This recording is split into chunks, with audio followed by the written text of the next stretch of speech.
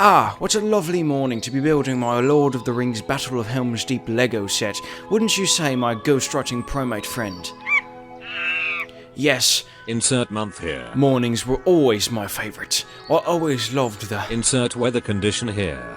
My Lord of the Rings Helm's Deep Lego set will have to wait, though. I have to talk about RWBY.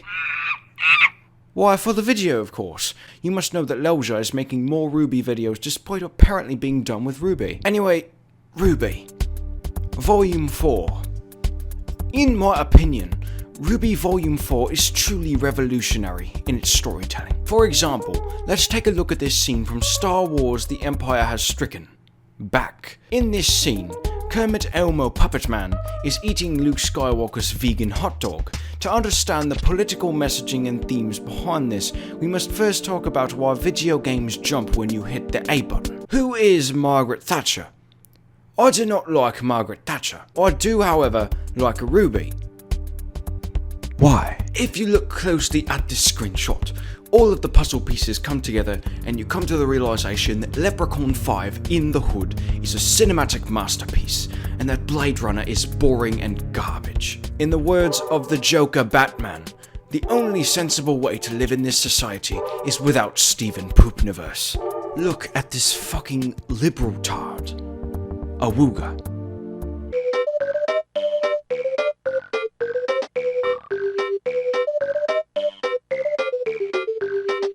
I recorded this entire video and then realized that the background noise was unbearable and it was louder than me. So now I have to re-record the entire fucking thing. Yay. Baba Booey. So, everyone's favorite characterless farmer boy is now talking to his mirror and hearing the voices of dead people. It would be reasonable to assume that these are hallucinations caused by what the cool kids like to call smoking weed every day, but the show doesn't seem to agree. Now, you may be asking, just what dead person does this voice belong to? Ozpin. If you don't remember, Yang's having a character arc where she's supposed to be trying to get past the trauma of losing her arm. Wow, that's actually really interesting. I can't wait to see what happens there. Yang wakes up and goes downstairs to find two characters that actually haven't been ruined yet, along with Taiyang. This was actually entertaining until Yang came into the conversation, but she does, and the conversation pivots to Yang telling Taiyang that she's been through enough to be considered an adult at that point. Taiyang, however, tells her that she has a long way to go before she's ready for the real world. I will address that in a minute. First though, Port asks Yang when she's going to put the arm on. She responds by saying that this, only having one arm, is normal now. It's just taking a while to get used to it. Which by definition isn't normal. Moving on, Taiyang says a bunch of stuff that sounds inspirational but actually doesn't mean anything, which isn't helped by the fact that he's animated like a character from Food Fight. More enjoyable Port and Oobleck, Yang goes upstairs, looks at the arm, and then looks outside where Port asks Taiyang if there's been any word from RWBY. He says no, and that he has to look after some things. Again, a minute. We cut to team It Literally Doesn't Matter continuing to walk along and constantly spout non-dialogue before panning to a shot of Grim getting stabbed in the back by Crow. And now it is time for the elephant in the room. If Yang isn't mature enough to be ready for the real world, then where the fuck is RWBY? It's possible, it is entirely possible, that Taiyang knew of Crow helping them, in which case I can kind of maybe sort of understand, but if Taiyang didn't know, then what the fuck? Also, this may be nullified by some in-world explanation, but do they really need to walk to Mistral? They're more than advanced enough technologically to be able to travel without having to walk the whole way, which takes months longer than it would to maybe take a car or something. Back to Crow, who's told by a waitress that a woman with red eyes, because that matters now in this fucking world, bought him a drink and was waiting for him on the top floor. He's not surprised to see Raven, his sister.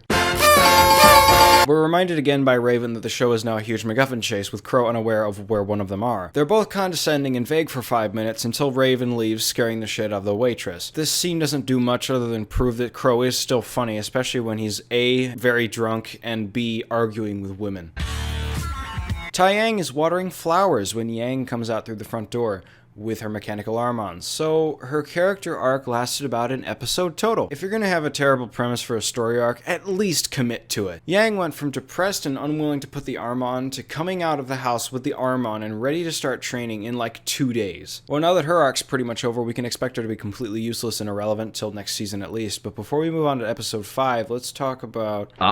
you're RWBY. I know that I've been clumsily stumbling around this subject since I talked about it in that video, but I actually want to talk about it in detail and actually say why I have a problem with it. Let's start with my personal favorite episode of Volume 3, PvP. If anyone's forgotten, Penny and Pyrrha are put against each other in the Vital Tournament, the main element of Volume 3's story. Pyrrha kills Penny after outside manipulation by Emerald. This scares the shit out of the crowd, drawing the Grimm towards Beacon, starting the Battle of Beacon. That's about all the elaboration we need for now, so let's move on. Penny's death was done well in its execution and was handled well until the end of Volume 3, but, like many things in RWBY, it was completely fumbled and mishandled in Season 4. We barely get any mention of her in this season, if any at all, which is especially detrimental considering this is the season we need that the very most. Even Ruby, the one that knew her the best, doesn't seem to be affected by it at all. She never even mentions her, which only further contributes to her new status as chief non-character of the series. Fast forward 3 seasons to Volume 7 and she's just back. It feels really cheap, as if they're bringing back a character solely because they want to appeal to the fans of the first 3 seasons,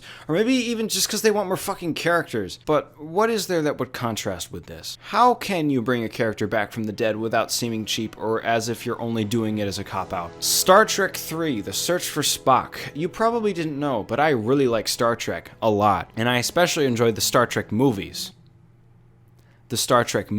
I'm aware that most of the people that watch my content probably don't also watch Star Trek or the Star Trek movies, so if you don't want to be spoiled about Star Trek 2 through 4, you can skip to here, and as much as I'd love to bore you all with an endless barrage of nerd shit, I'll make sure this is quick and get to the point. Spock dies at the end of Star Trek 2, The Wrath of Khan. His body is sent via photon torpedo onto the newly formed planet Genesis, which I'd rather not elaborate on because it'd take too long, and I'd just be giving a synopsis of the movie at that point, and there are also a few plot holes that come with that, more nerd shit on top of more nerd shit. It's a conversation for a different video to be made by a different person. Before he dies, though, he does some Vulcan wizardry with McCoy's brain, planting his Katra, or essentially a battery backup of his mind, into his subconscious. This is what I like to call setup, something Penny's revival did not have. In Star Trek 3, Kirk and the main cast minus Spock and Uhura have to go over so many fucking hurdles to get Spock back. They have to steal the Enterprise from Starfleet. Kirk's son dies. His wife's work goes to waste. The Enterprise is destroyed. They barely make it off of Genesis alive. And even after all of that, and they successfully put Spock's Katra back in his body,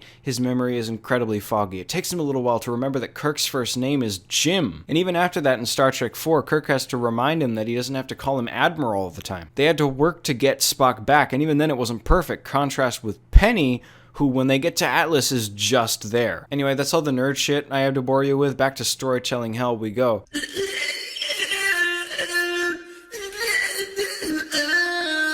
Blake and Sun have arrived at Menagerie, an island that according to Sun is really crowded despite it really not being that crowded. Let's have to talk about Menagerie for a second. Racism and discrimination against the Faunus has been a plot point for as long as RWBY's been running. We've been told that it happens, we've been shown snippets of Blake's story with White Fang and Adam Taurus, and now we know of their little island, but we've never actually been shown any examples of it happening, save for in Jaundice, where Velvet's bullied by Carden for being a Faunus. But schoolyard bullying by people we already know to be assholes, Weiss being a little bit uncomfortable around Blake at the beginning, and a throwaway line is about all we've been shown to establish that the world of Remnant is prejudiced against Faunus. That's not going to work if you're trying to paint Remnant as racist, and it's certainly not going to make it believable that they would shove an entire race of people onto one tiny-ass island in the corner of fucking nowhere. Especially considering we continually see Faunus just walking around in other parts of the world, and the fact that Sun is from Vacuo and doesn't know anything about Menagerie despite being a Faunus. I understand that, yeah, this is supposed to be an allegory for racism in the modern world, and I'm not saying that there's any problem with making that allegory in and of itself, but the problem is that there are certain things that happened in history that eventually helped create that as we know it today. In Remnant, though, it just is that way, and it's never explained why. And it's not like you need to write essays on it either. Just put some throwaway lines in or something to establish at least some of how this came to be. This is the main element of Blake's story, dude.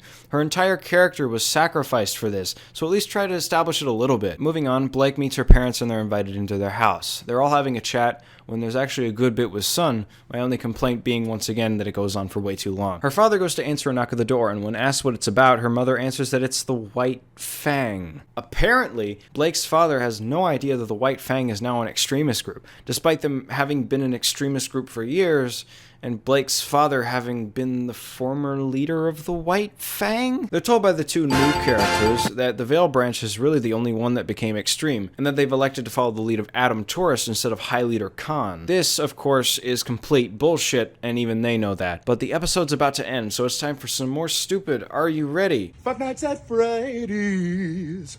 That's where I wanna be. Five Nights at We begin with Team It Literally Doesn't Matter continuing to walk. We discover that RWBY had no idea that the trip to Mistral would take as long as it's taking, and that she's never actually been this far from home, thinking that it would take a few weeks at most. This, once again, calls Taeyang's logic of Yang not being ready for the real world into question. RWBY is a lot less ready than Yang, and Taeyang just lets her go. Moving on, they discover a village with buildings that look to be damaged and decide to search for survivors. I'd say something about John just dropping their only map in this scene for no apparent reason, but I don't care enough at this point. They find no survivors, and upon figuring out the name of the village, Ren explains that it was Anima's version of Mountain Glen, until it was attacked by Grimm and abandoned. Which is all well and good, I just think it's a little bit too late to be trying to develop Ren and flesh out his backstory. Him and Nora, though Nora to a bit of a lesser extent, were mostly background comic relief for the first 3 seasons. Shoving them into the forefront out of nowhere like this just isn't a good idea, especially considering we already have the main 4 we're supposed to care about, plus John and Sun. Though, considering how this is pretty much the last season that Team RWBY are really the main protagonists of RWBY,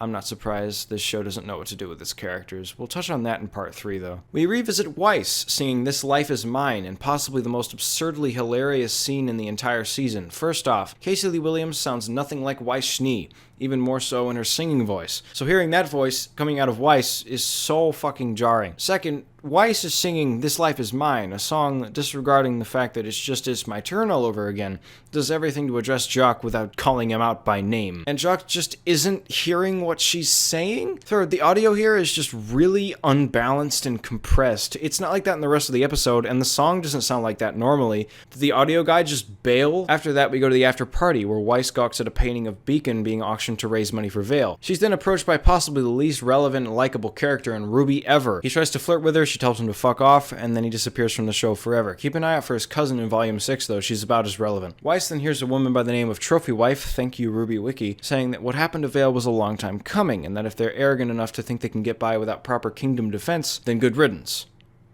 I mean, while I may disagree with her attitude, it's not wrong to say that Beacon, especially taking into consideration it's home to the only CCT tower in the entire Kingdom of Veil, was criminally underdefended, and Ironwood's army of Imperial stormtroopers did absolutely nothing to help, and arguably just made it worse. Other than that, the school was defended by a handful of professors and a bunch of undertrained children who were told to evacuate when the shooting started.